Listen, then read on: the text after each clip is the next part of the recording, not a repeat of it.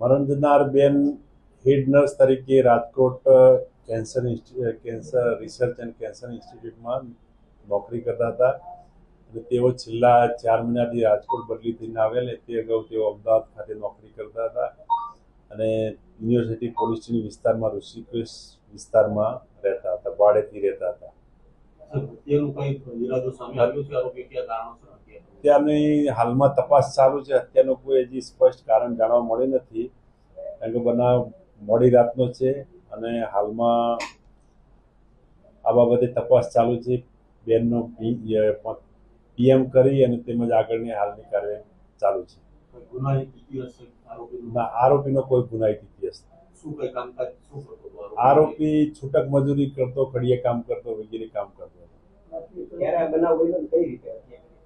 ગઈકાલે રાત્રે 13 તારીખના રાત્રે 12 વાગ્યા પછી બનાવ બનેલો છે અને છરીથી હુમલો થયા બાદ મરણ જનાર બેન મરી ગયેલ છે. દુષ્કર્મનો પણ આરોપ લગાવ્યો છે. હાલમાં એ હજી તપાસ ચાલુ છે.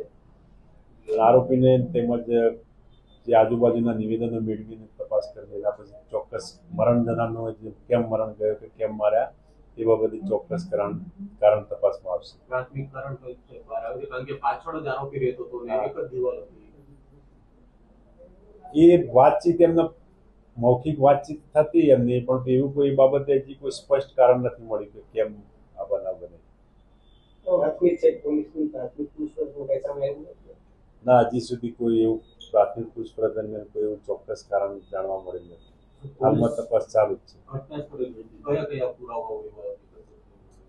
ત્યાં ઘટના સ્થળેથી 108 પહેલા 108 ને બોલાવી, ત્યાં આજુબાજુના જે રહેવાસી છે એમને પછી પોલીસને ડાયલ 100 કરેલ, પીસીઆર ગયેલી, તેમજ પોલીસના પીઆઈ સાહેબ શ્રી પણ ગયેલા અને તેમજ ત્યાં એફએસએલ અધિકારીને પણ રૂબરૂ બોલાવી. જે વખત બનાવના સમયે રાત્રે આ બનાવ બનેલો, પછી આજરોજ સવારે એફએસએલ અધિકારી રૂબરૂ બોલાવી ત્યાં બનાવવાળી જગ્યાનું પંચનામું કરેલ અને જરૂરી તપાસના કામે કપડાં તેમજ જરૂરી લોહીના નમૂના તેમજ સામાન કબજે કરેલ છે.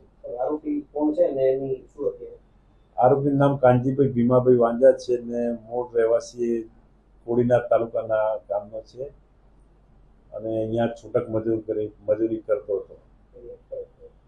એટલે હાલમાં એની હજી પૂછપરછ ચાલુ છે. પૂછપરછના અંતે એની અટકાયત કરવામાં આવશે. એ ભાડે રહેતો હતો સાહેબ? એ પણ ભાડે રહેતો હતો.